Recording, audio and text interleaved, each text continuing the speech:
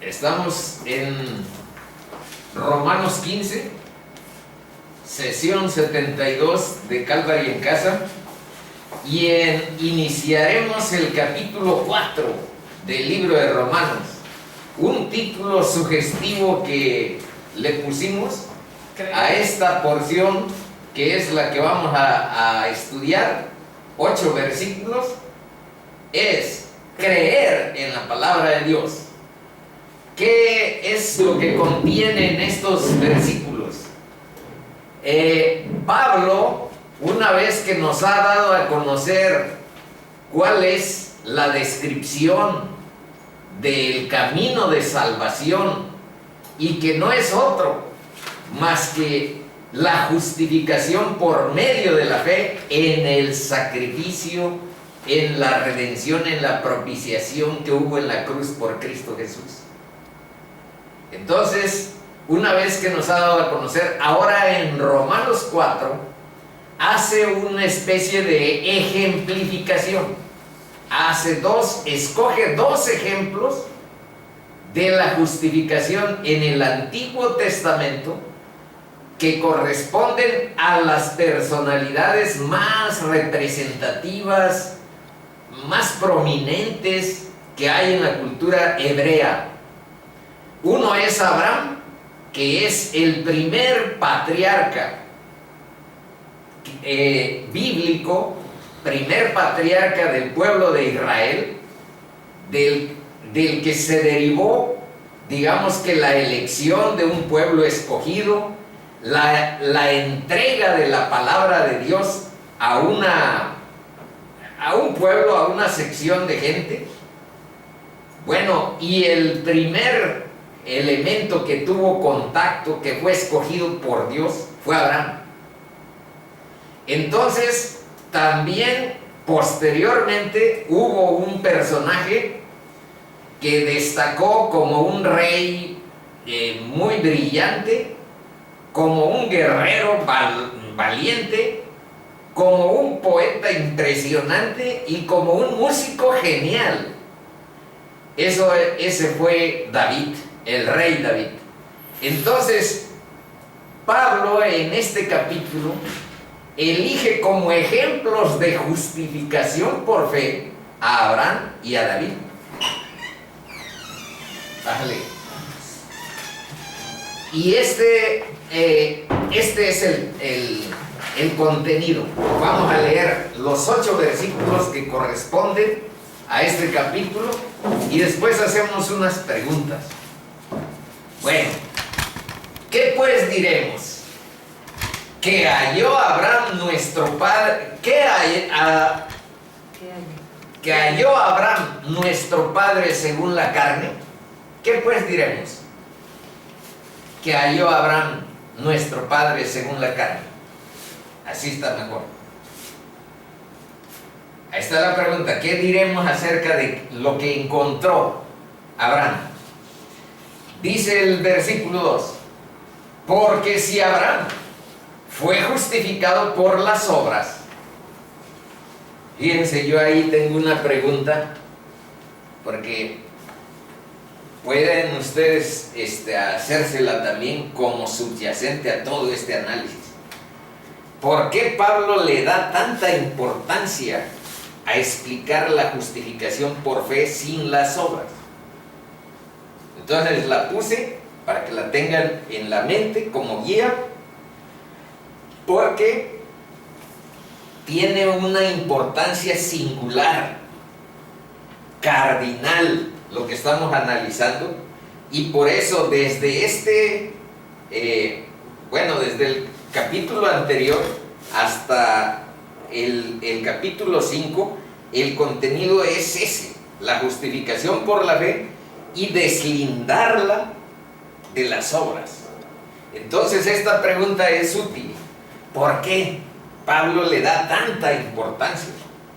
Pues porque la tiene, y porque sabía que el mundo religioso rechazaría la justificación por fe, introduciría de contrabando, además de la justificación por fe, pues un valor especial por las obras porque ahí hay margen de manipulación humana. Cuando estamos hablando de la gracia y de la justificación por fe, pues ¿cuál margen? Los que de alguna manera enseñamos la palabra, nuestra obligación es mandarte a que tú directamente vayas con el Señor. ¿Y quién es el Señor? Jesucristo. Y eso, pues, no, pero ¿dónde está? Ya se murió hace rato. Jesucristo está vivo. Y es el mismo ayer, hoy y siempre. Es eterno. Y está disponible para quien lo busque. Y eso es lo que la gente, pues, se le dificulta por las sombras en las que quiere andar. Y entonces ven, yo te voy a ministrar, bien, yo te voy a explotar, ven, yo te voy a manipular. Entonces una cosa es ayudarnos, enseñarnos, edificarnos mutuamente, soportarnos mutuamente, amarnos. Y otra cosa es sustituir al único mediador entre Dios y los hombres, Jesucristo hombre. Entonces, yo aquí no quiero manipular a nadie. Yo aquí no quiero sustituir el papel y la función de Jesús.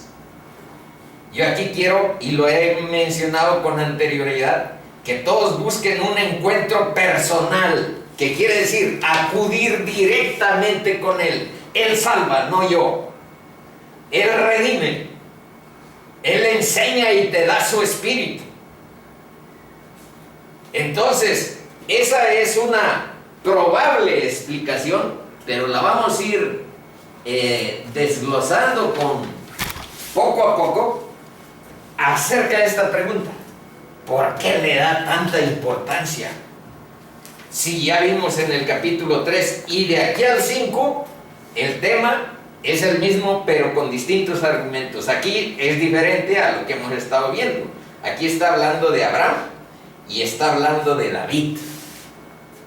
Bueno, me regreso. Entonces tomen en cuenta esa preguntita. ¿Por qué tanta importancia? Pues porque anticipaba. Pablo es un genio. Ahora, seguimos. Dice, porque si Abraham fue justificado por las obras,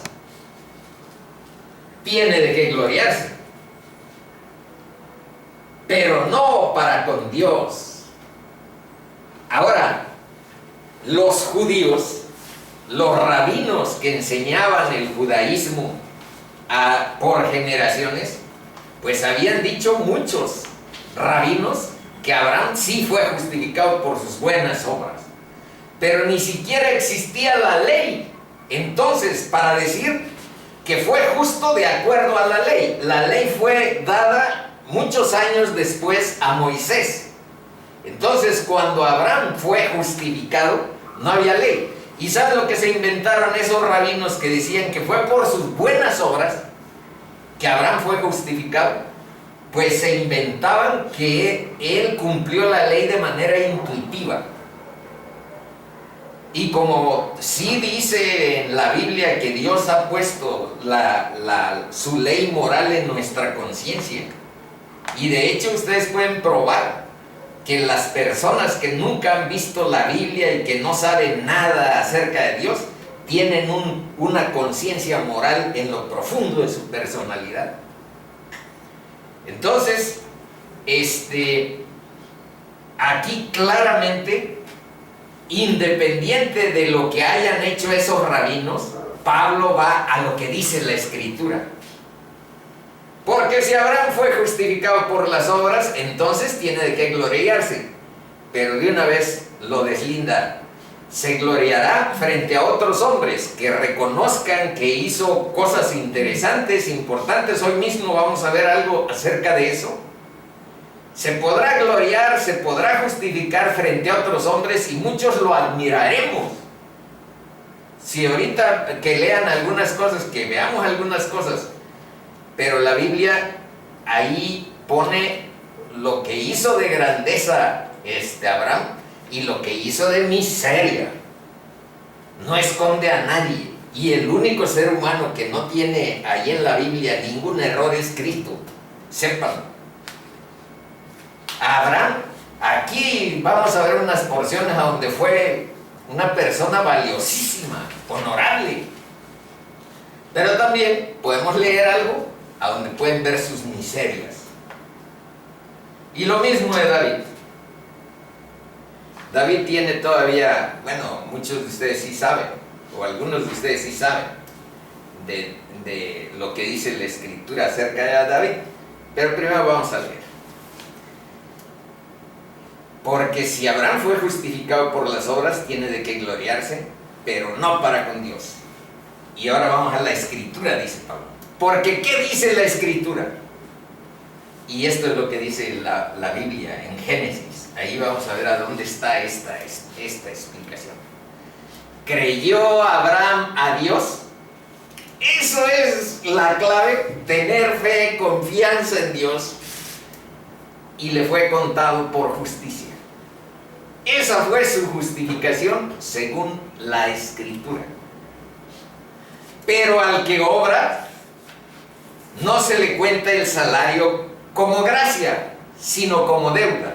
Ese es un deslinde sobre obras que si tú estás pensando que los males que haces los compensas con tus buenas obras, y entonces vas y le dices a Dios, me sales debiendo, Señor, me sales debiendo mi salvación, dame mi salvación y me debes, porque soy muy bueno. A eso conduce más o menos el modelo de justificación por medio de las obras, que no es el que aquí estamos viendo que Pablo está enseñando como importante. Más, al que no obra, sino cree, este sí es el método de la justificación por fe, sino cree en aquel que justifica al impío, su fe le es contada por justicia. Esta es la justificación por fe. 6. Como también David habla, y aquí ya viene David, aquí viene el segundo ejemplo. Como también David habla de la bienaventuranza del hombre, a quien Dios atribuye justicia sin obras. El mismo concepto de que se justifica por medio de creer. Se justifica, Dios justifica, da su justicia, da su salvación. Eso significa, da el perdón de pecados, da nueva vida, sin las obras, sin lo que haces. La obra es la de Cristo en la cruz, esa es la única que nos justifica. Pero para justificarnos nos une primero a Él. Y nosotros tenemos que acudir a ese misterio de vivir unidos a Cristo. Y que Él vive adentro de nosotros por medio de su Espíritu. Más adelante van a ver unas imágenes, unos versos a donde con insistencia Jesús enseñó eso. Y con imágenes un tanto bruscas por lo que representan para tus oídos y para los oídos de quienes los oyeron hace 2000 años. Por ejemplo, dice, yo soy el pan que descendió del cielo. Quien no come mi carne y bebe mi sangre, no puede ser salvo. No tendrá vida eterna. No tendrá vida eterna. Y entonces, en algún tiempo, en el Imperio Romano consideraban a los cristianos como carnívoros, como antropófagos, como capaces de tragar, de comer carne humana, porque oían el que no come mi carne. Y decían, el cuerpo de Cristo. Y entonces, bueno, suponían que algo patético estaba sucediendo en sus congregaciones.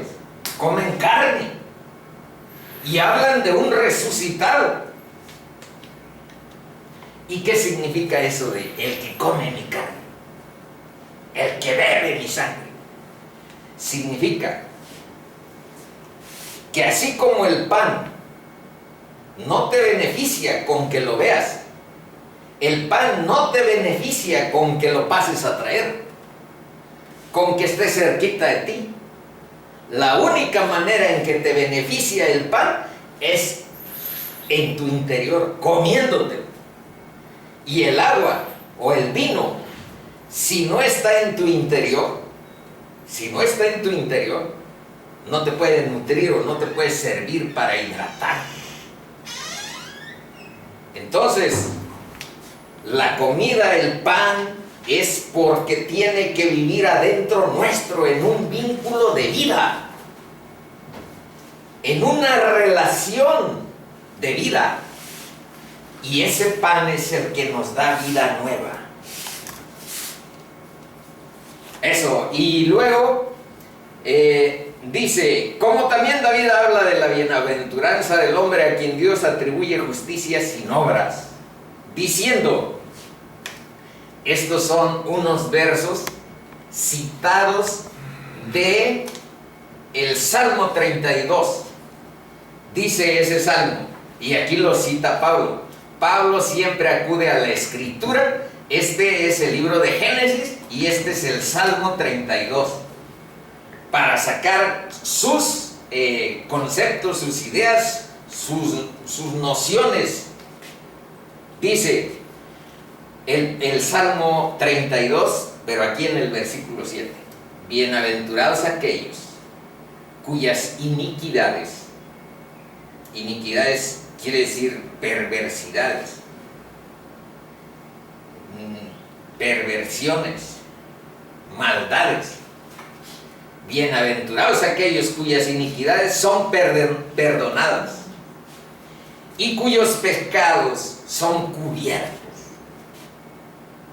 Y esa era la propiciación de la cruz y de la sangre de la cruz, cubrir los pecados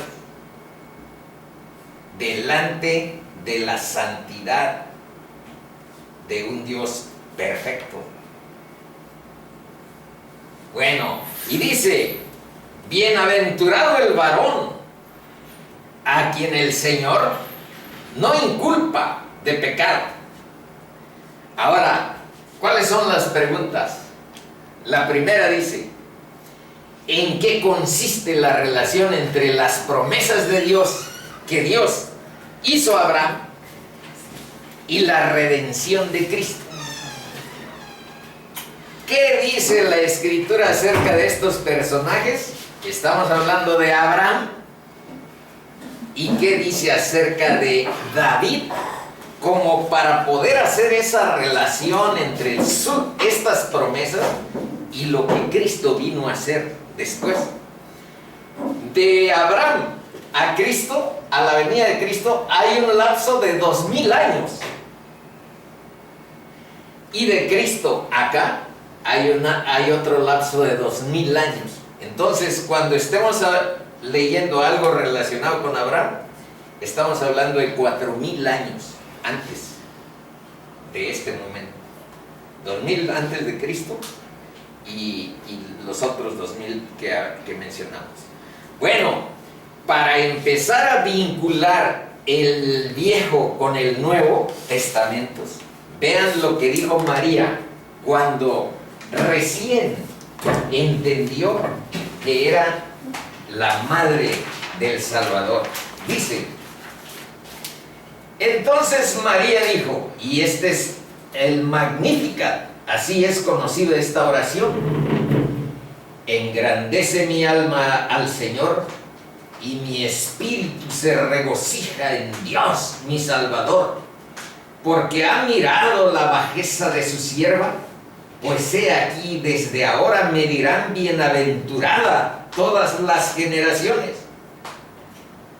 Socorrió a Israel su siervo, acordándose de la misericordia de la cual habló a nuestros padres, para con, y vean, ahí está, para con Abraham y su descendencia para siempre. Ahí hay un vínculo de unión entre las promesas que Dios había hecho a Abraham y la venida del Salvador como parte de su descendencia, y que reinaría y reinará para siempre. Bueno, ahora fíjense cómo está esta profecía que el padre de Juan el Bautista dijo en torno a la venida de su propio hijo. Vean, aquí se mencionan los dos personajes, tanto Abraham como David. Pero vamos a leerla. Bendito el Señor Dios de Israel, que ha visitado y redimido a su pueblo y nos levantó un poderoso Salvador en la casa de David, su siervo.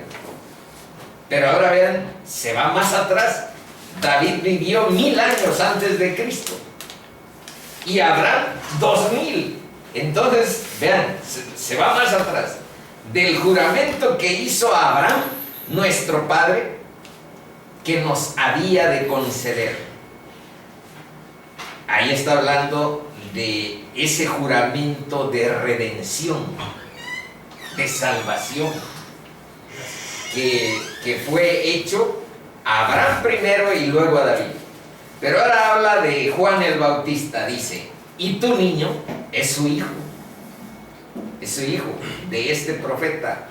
Está en Lucas 1, 68, 69, 73, 76, 79, esta porción.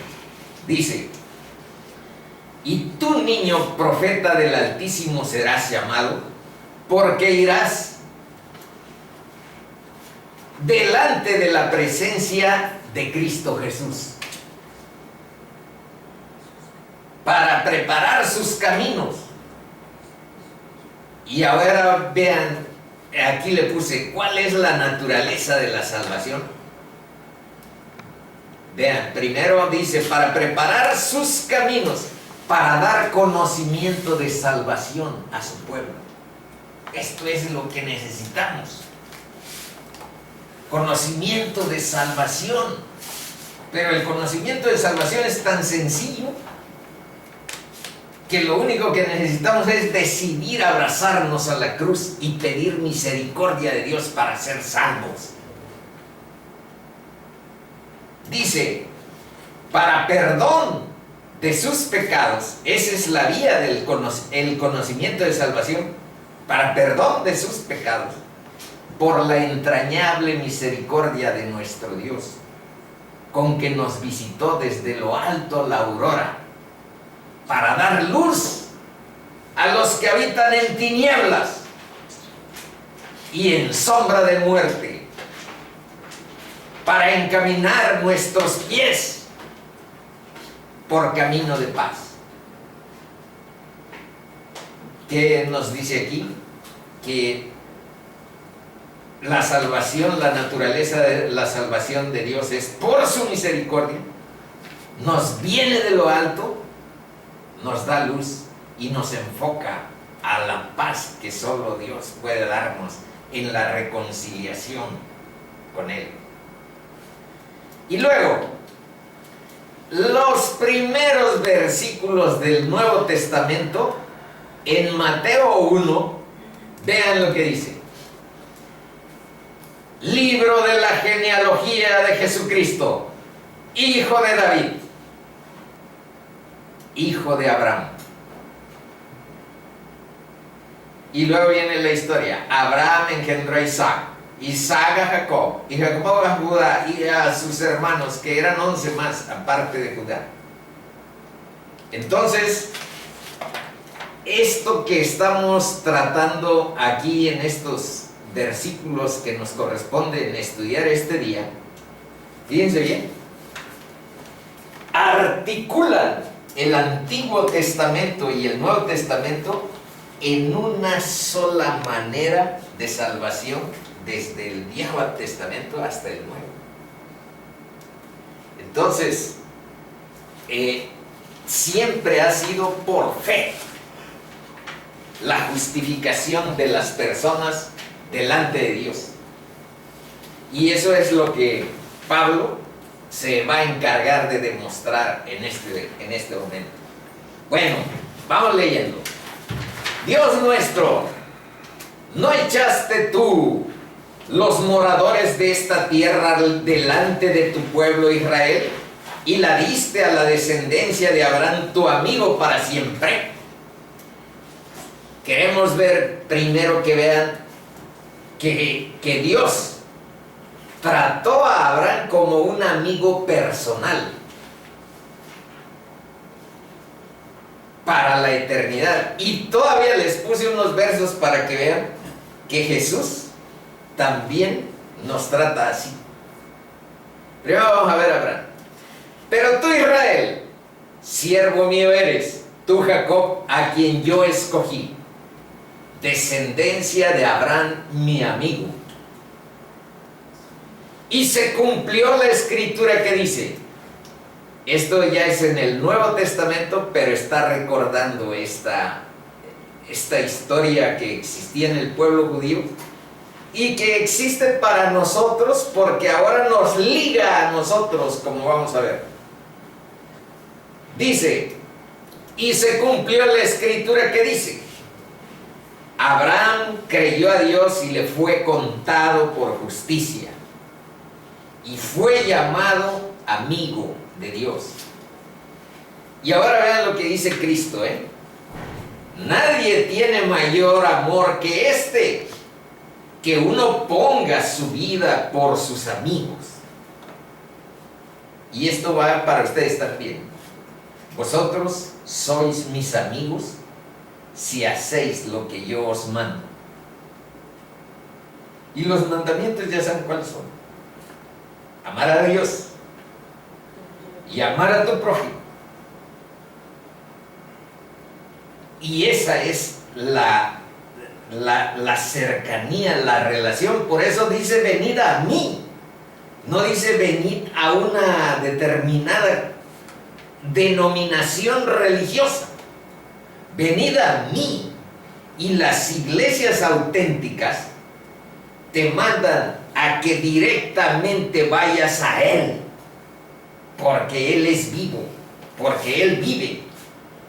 Y toda la historia que aquí yo he contado del Parque Papagayo fue porque hubo un encuentro personal con Dios. Y yo sé que Dios está disponible para quien lo busca.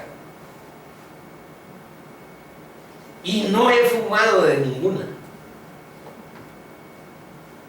Eso ustedes, cada uno de los que faltan de entender este proceso, lo puede constatar en la intimidad de sus casas. No necesitan ir al Parque Papagayo. Yo les digo a donde yo fui. Ya nos sigue esa relación de amistad. Yo estoy vivo, venid a mí, los que estáis trabajados y cargados, venid a mí. Dice, ya no os llamaré, les está hablando Cristo a sus discípulos, pero te está hablando a ti si quieres creer, si quieres seguir sus mandamientos, si quieres seguir sus huellas. Ya no os llamaré siervos, porque el siervo no sabe lo que hace su Señor, pero os he llamado amigos, porque todas las cosas que oí de mi Padre os las he dado a conocer. Por eso ya no son. Y ahora vean, en otro momento Cristo, el creador del universo, nos llama hermanos. Vamos a leer, ya que estamos en este tema. Porque convenía a aquel por cuya causa son todas las cosas y por quien todas las cosas subsisten. ¿Vean? La causa quiere decir el motor generador del que emergieron las cosas que vemos. Y por quien además no solo emergieron, sino se mantienen, subsisten.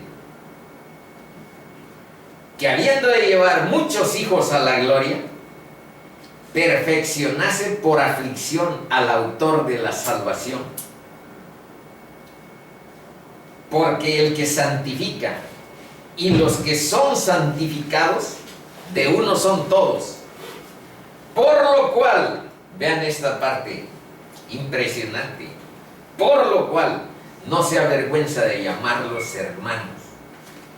Ese es un misterio que yo procuro discernir, entender cómo es eso, si Dios en su magnanimidad, en su gloria, en su poder, en todos los atributos de omnisciencia, de omnipresencia, de todopoderoso, ¿cómo está eso de que aparte nos trata como hermanos? Nos llama amigos y nos trata como hermanos. No se avergüenza de llamarlos hermanos. Es un misterio impresionante. Pero habla del corazón de Dios. Habla del corazón fraterno, amable, amoroso de nuestro Creador.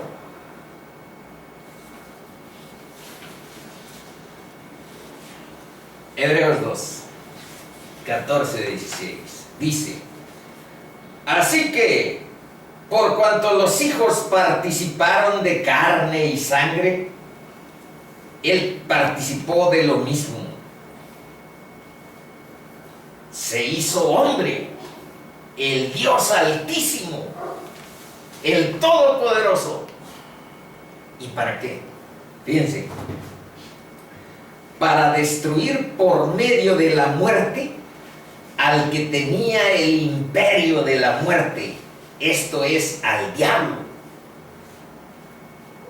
Por eso se hizo hombre y por eso fue necesario que muriera, porque ese es el enemigo que tenemos sellado por la propia voluntad de Dios, por nuestro pecado, por nuestra transgresión, por nuestra desobediencia.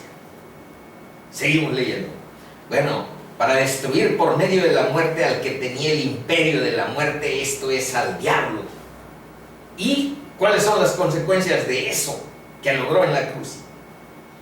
Y librar a todos los que por el temor de la muerte estaban durante la vida sujetos a servidumbre. Porque ciertamente no socorrió a los ángeles. Y por esto puse este verso de esta última parte, dice: porque ciertamente no socorrió a los ángeles, sino que socorrió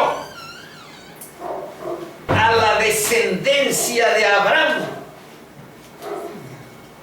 A la descendencia de Abraham. Y ahora más adelante van a ver que la descendencia de Abraham no es según la carne, son los circuncidados externos, sino los circuncidados del corazón. Bueno, mi esquemita. Aquí están los justificados por cumplir la ley. Obediencia perfecta, legal y perpetua a la totalidad de la ley. Los 10 mandamientos es la síntesis más importante, pero hay cientos de mandamientos más y de leyes ceremoniales, de leyes religiosas, etc. Bueno, justificarse por medio de la obediencia perfecta, legal y perpetua a la totalidad de la ley, eso siempre ha sido imposible. Y lo será. El hombre tiene en esa perspectiva de querer justificarse por medio de las obras, el hombre tiene que ganarse el favor de Dios haciendo méritos de moralidad y de religiosidad. Y se piensa en esto porque hay una cultura, hay una parte de la cultura judía que piensa que esto es verdad. Por eso Pablo está argumentando aquí qué es lo que dice la Escritura acerca de personajes tan connotados, de personajes tan prominentes como Abraham y David. Entonces, estamos frente a una especie de controversia, pero dentro de la perspectiva judía. Y esos cuantos rabinos que enseñaban esta perspectiva, pues habían imaginado cosas y habían puesto mandamientos de hombres. La Biblia dice otra cosa, como aquí estamos viendo, y vamos a ver más. Bueno, entonces Abraham fue justificado por sus obras, pensaba, pero aquí está un comentario. Nadie puede en realidad ser justificado por obras. Y los descendientes de Abraham, según esta perspectiva, son los de la circuncisión física, son los del pueblo hebreo. Ahora les voy a poner aquí la perspectiva bíblica que Pablo está defendiendo en estos versos en estudio. Bueno, ¿cómo es la justificación? Por la fe, por poner la confianza en Dios y estar dispuesto a dedicarle la vida a seguir su guía. Esa es la justificación por fe. Y ya saben, había unos judíos que decían, no, pues hagamos males para que se produzcan bienes, para que volvámonos pecadores, volvámonos perversos, no hagamos buenas obras para que Dios nos salve por pura fe. Pero ahí, cuando cuestiona eso, Pablo también dice que es una calumnia para los cristianos esa perspectiva, y que además merecen el infierno los que están calumniando. Estoy hablando de lo que dice Pablo con esa calumnia, porque no es verdad. Cuando Dios te justifica, te cambia el corazón, te transforma la vida, la inmoralidad en la que tu vida estuvo metida no encaja de ninguna manera, no encaja, no más que sigue la humildad de ver que fue por fe, que no fue por algún mérito que ha habido en nuestra vida, que fue por la gracia de Dios, por su misericordia, no porque tuvimos buenas obras. Esa es la diferencia. Con un corazón nuevo, con el Espíritu de Dios habitando en tu corazón, tú crees que vas a hacer malas obras y vas como por ahí. También hay una noción que aquí hemos mencionado, porque en el capítulo 5 vamos a ver que dice que donde abundó el pecado, sobreabundó la gracia. Y de eso también se puede decir, bueno, pues entonces pequemos para que la gracia de Dios nos cubra. Bueno, eso es pensar un tanto riesgosamente, no honestamente, porque sigue la guía de Dios y verás que no te lanza a la perversión, no te lanza a la inmoralidad, no te lanza a las malas obras, te lanza a la fe en unir tu vida a Jesús. unir tu vida. Y si estás unido vitalmente a la vid, pues entonces no puedes estar en otro tono. No puedes estar en otro tono. Bueno, continúo con el esquemita. Dice, un creyente en su libertad, eso sí, manitos, se los puse ahí, no subrayado, pero casi lo subrayo. Siempre tendremos capacidad de optar entre seguir a Cristo o seguir a nuestro egoísmo, o seguir a nuestra vanidad, o seguir a nuestro orgullo. Porque seguir a Cristo es deponer y autonegar ese orgullo, esa vanidad y ese egoísmo. Y eso de seguirlo siempre es una opción en libertad. Un creyente en su libertad acepta fiarse plenamente de la revelación de Dios. ¿Y cuál es la revelación de Dios? Esta es la revelación de Dios. Está a mano, está clara, está disponible. Dice, la palabra dice que Abraham fue justificado por su fe en Dios. Esto es en contra de que Abraham fue justificado. ¿Y eso por está en la Biblia, que Abraham fue justificado sí, por ahorita sus eso. obras? No, esto por sus obras lo enseñaban rabinos al interior de la cultura hebrea. O sea, Pero lo que está en la Biblia es aquello, la palabra dice. la palabra dice que porque fue. Abraham le creyó a Dios. Sí. Siempre Exacto. puso toda su voluntad en Dios. Así es. Qué bueno que hayas leído esa parte. Ahora dice, los descendientes de Abraham, ahora vean esto, nos atañe a todos. Los descendientes de Abraham, según la Biblia, no según yo, son los que creen en Cristo, los que tienen fe en Él como Salvador. ¿Qué significa la palabra ataño? Usted dijo ataño. Antaño anterior, ¿no? Anterior. Ah,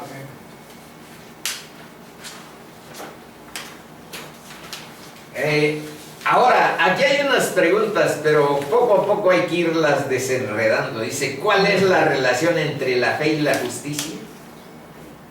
¿Es aceptada por Dios como si fuera la justicia misma? Eso es lo que estamos viendo, que sí.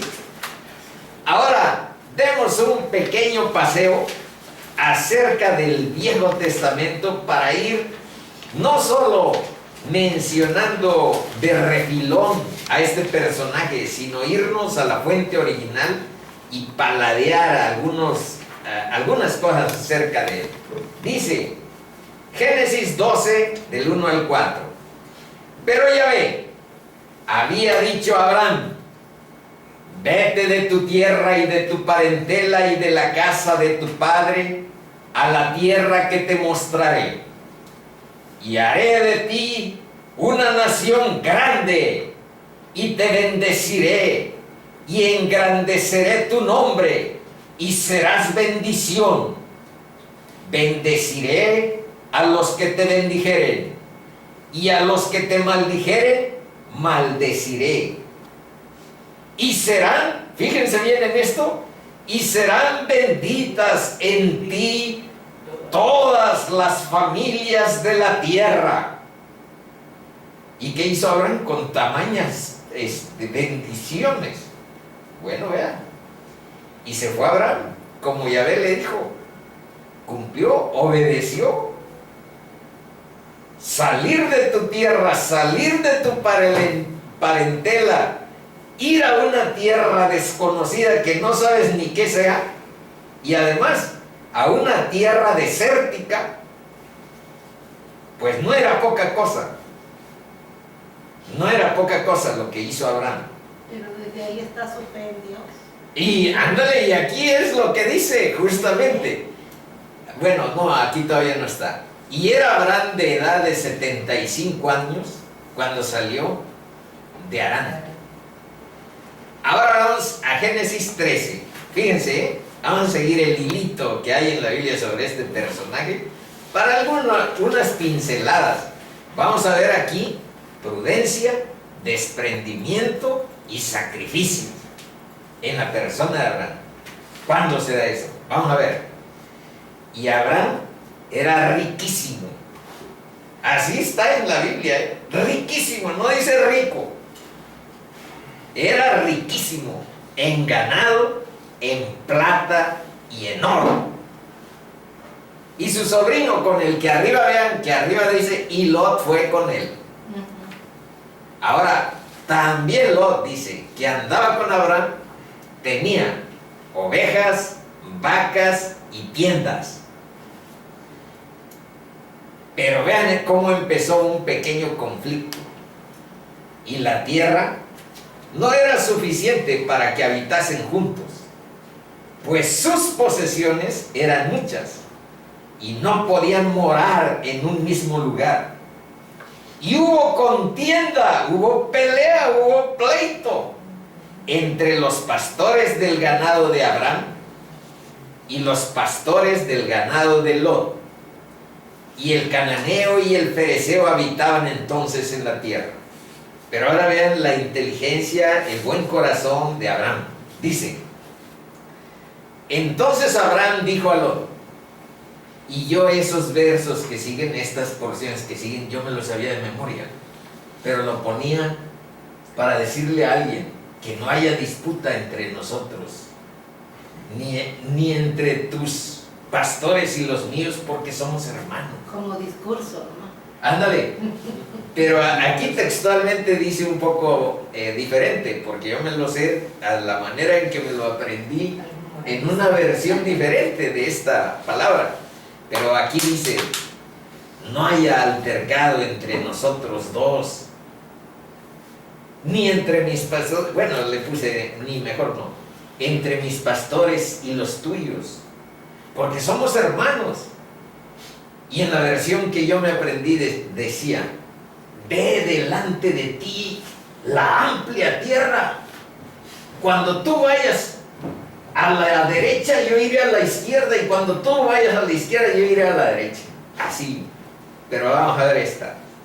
Dice, ¿no está toda la tierra delante de ti? Yo te ruego que te apartes de mí. Y aquí viene la parte, dice, si fueres a la mano izquierda, yo iré a la derecha, y si tú a la derecha, yo iré a la izquierda.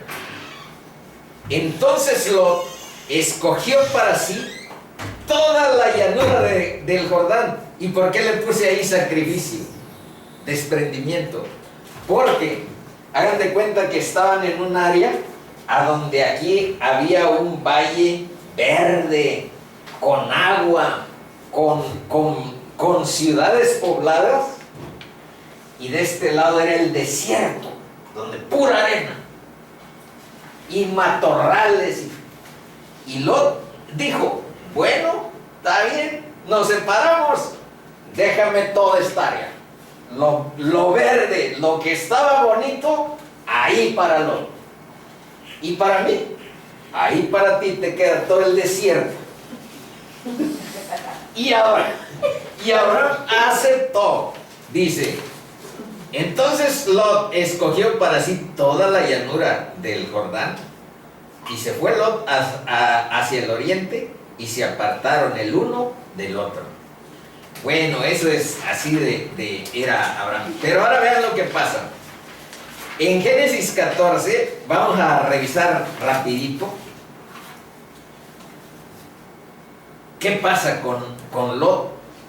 Escogió el valle donde había más verde, y ahí estaba Sodoma y Gomorra como grandes ciudades. Bueno, y tomaron toda la riqueza, pero llegaron unos asaltantes. No cambie, ya. Ya. Ándale, ahí creo que ya. Gracias, chico.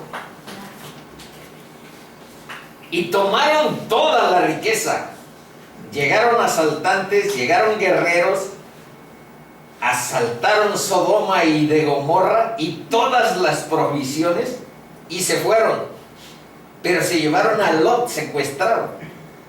También tomaron a Lot, hijo del hermano de Abraham que moraba en Sodoma, y sus bienes, y se fueron. Y vino uno de los que escaparon y lo anunció a Abraham el hebreo, que habitaba en el encinar de Mamre el amorreo, hermano de Escol y hermano de Aner, los cuales eran aliados de Abraham.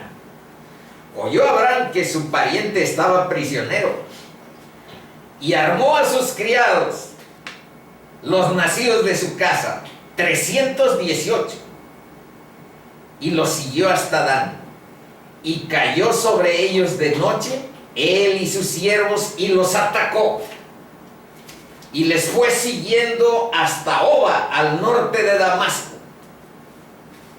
y recobró todos los bienes, y también a Lot, su pariente, y sus bienes, a las mujeres y demás gente. Aquí vemos que ante la adversidad, valor, astucia, determinación de parte de Abraham. Bueno, por último de esta parte de Abraham, vamos a leer esto de Génesis 15. Dijo también Abraham, mira, porque él era rico, él tenía una posición importante en el área donde vivía, pero no tenía hijos. Y estaba preocupado porque la promesa era que en su simiente serían benditas todas las familias de la tierra, y nada. Bueno, y dice Abraham a Dios, mira que no me has dado prole, y aquí que será mi heredero un esclavo nacido en mi casa. Luego vino a él palabra de Yahvé diciendo, no te heredará este, sino un hijo tuyo será el que te heredará. Y lo llevó fuera y le dijo, a ver chico, fíjate en los cielos, mira ahora los cielos y